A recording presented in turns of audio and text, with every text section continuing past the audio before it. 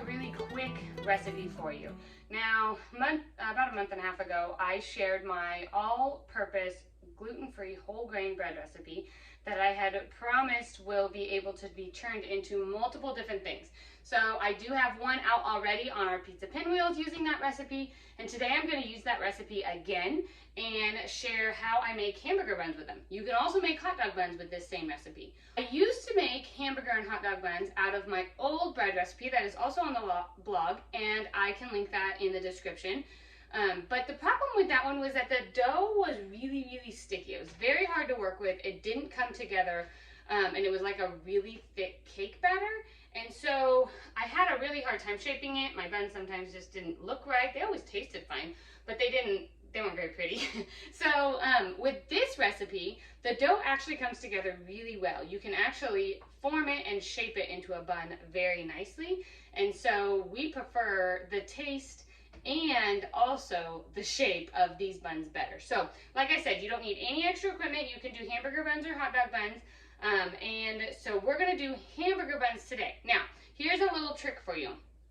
This recipe is going to be the same whole grain recipe that I have on the blog. With the exception of the water, I just go with a little bit less water, especially right now in the summertime when we're super humid. I don't need as much water. But here is a little tip. It's best on the first day. All of my bread recipes are best on the first day, especially gluten-free. And so I will shape 4 buns that will feed me and the girls, and then I take the rest of the loaf and put it into a bread pan.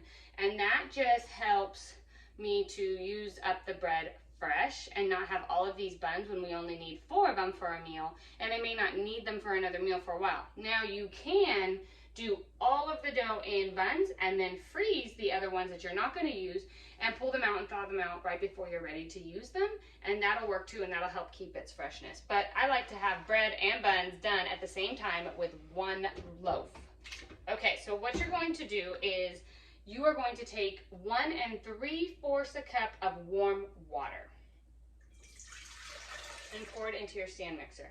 Now the recipe on the blog for this bread recipe calls for 2 cups. It is always best to go with less water and add as you need to than to have too much water and then your ratio is not right and your dough doesn't come together. Always start with less. So I know for these, I really want my dough to come together really well. I'm gonna use less liquid than I typically would even for the bread. Okay, now I'm gonna do 3 teaspoons of active dry yeast. And I'm gonna do 4 teaspoons of honey. You can use sugar if you'd like. Okay, now I'm just going to go ahead and turn this on for about 2 seconds or so, just to let it mix. I'm going to let it sit right here on my counter and get nice, warm, and bubbly. While that's sitting, I'm going to go ahead and measure out my flours. For the purpose of this video, I'm going to go ahead and use already blended up flour. So I buy my flour in bulk on Azure Standard, which I'll link in the description, but I also do buy my whole grains on Azure Standard, and I blend them with my mill and right before I'm ready to use them. And that is sorghum grains and brown rice.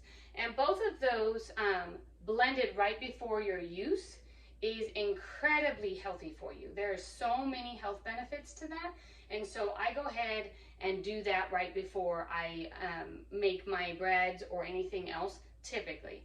I also buy the flour so that in a pinch, really quickly, I can go ahead and make the bread fast without having to grind flour. In order to measure out your flours, you're going to want to use a kitchen scale. That is really the only way to get the accurate amount of flour that you need in this recipe. So to make a good gluten-free bread, you really cannot use an all-purpose flour. You need to use a grain flour and some form of a starch. So in this recipe, I'm using sorghum flour, brown rice flour, and tapioca flour. I'm going to start with 280 grams of brown rice flour.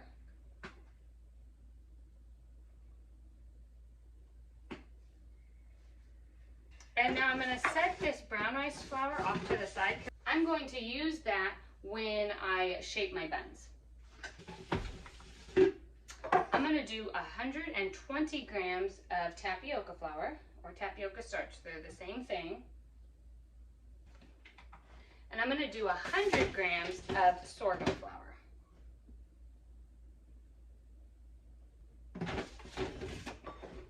Now right here in the flour bowl, I'm going to go ahead and do 2 teaspoons of salt.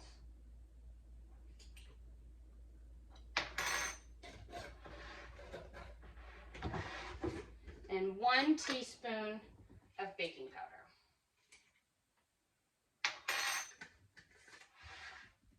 Now you can go ahead and set that aside because you're going to dump that into your bowl when you're ready.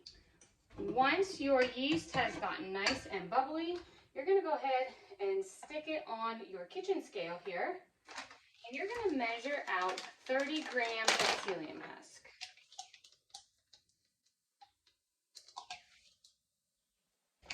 Now, one thing to note with the psyllium husk is that not all of them are the same.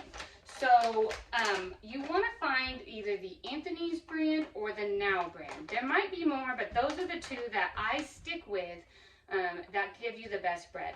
If your bread is not coming together and is incredibly watery or just not binding together, because that's what the psyllium husk does, is binds your dough together, binds your bread without the gluten, or it's really gray colored, very, very dense and heavy. All of those are signs that it's the psyllium husk that's not doing the job properly. I've used some really not good brands, but found that the Now brand or the Anthony's brand are the 2 brands that are best. I'm having a hard time finding the Anthony's brand lately, so I've been sticking with the Now brand, and it's been working fantastic. So if something is not going right with your bread dough and you followed all of the steps to this video, definitely check and see if it's the psyllium husk. That would be my first clue. And if you're not using one of these 2 brands, then enter at your own risk. Now I'm going to take a whisk, and I am going to whisk it up. And I'm going to go ahead and stick my bowl back on my stand mixer, ready to be used, and add the rest of the ingredients. Now that your psyllium husk has gelled up a little bit in there, you're going to do 2 tablespoons of apple cider vinegar. This helps with the texture. You're going to do 2 full eggs.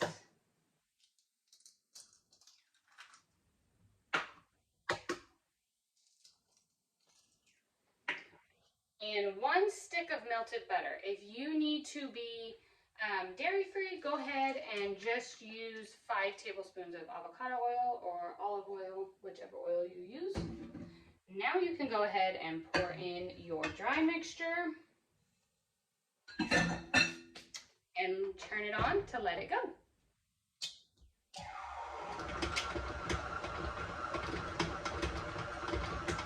You want your dough to be kind of sticky but very pulled together and in a ball. So I'm going to go ahead and turn this off. I have reached the right consistency and it has formed together really nicely. Everything is mixed. It's a little bit sticky to the touch, but it is the perfect texture that I need to shape my buns. Okay, I'm going to take a little bit of this brown rice flour and sprinkle it on my counter. Now I'm going to take my dough and dump it out onto the counter. And like I said, it's just a little bit sticky, but it'll be fine. I'm going to sprinkle a little bit more brown rice on top and let it sit for just a second. This just lets it absorb just a little bit more of the flour. You don't want a ton because you don't want to change your ratio too much, but it makes it a lot easier to work with. Okay, now all I'm going to do here is just kind of form a log with my dough. Once you have your log, you're going to go ahead and cut it into either 8 to 10 equal pieces that are about a couple inches, 2 to 3 inches big. Or, like what I like to do is I make about 4 of them, 1 for each of us, and then I take this other piece, the leftovers, and I go ahead and shape it into a loaf of bread. Now, this isn't going to be as big as your other loaf, but it's still a nice loaf of bread that you can use for toast or sandwiches or whatever you like. So I'll shape this and put this into a bread pan.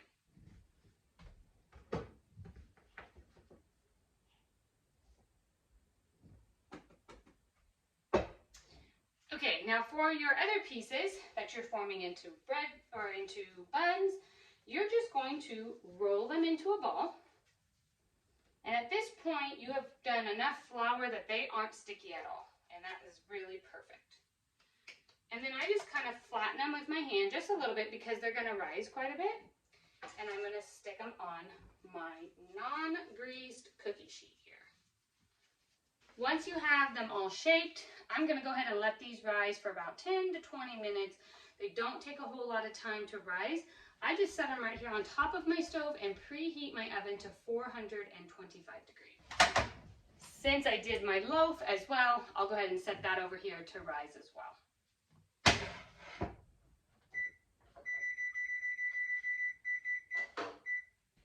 Okay, my oven is preheated and I have let these rise for about 15 to 20 minutes.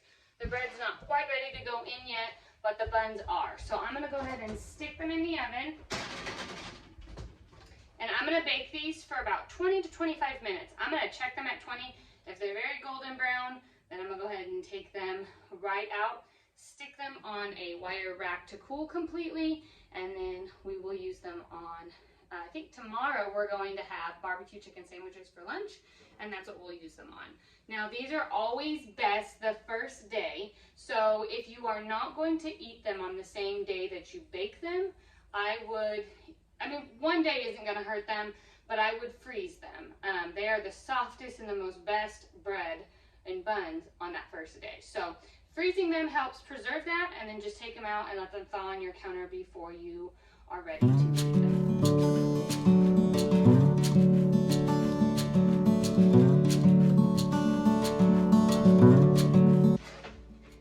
Okay, our buns are out of the oven and nice and golden brown. I'm going to carefully, so I don't burn myself, remove them from the pan and stick them on a wire rack to be able to cool completely. So you don't really want to cut into these until they are completely cooled.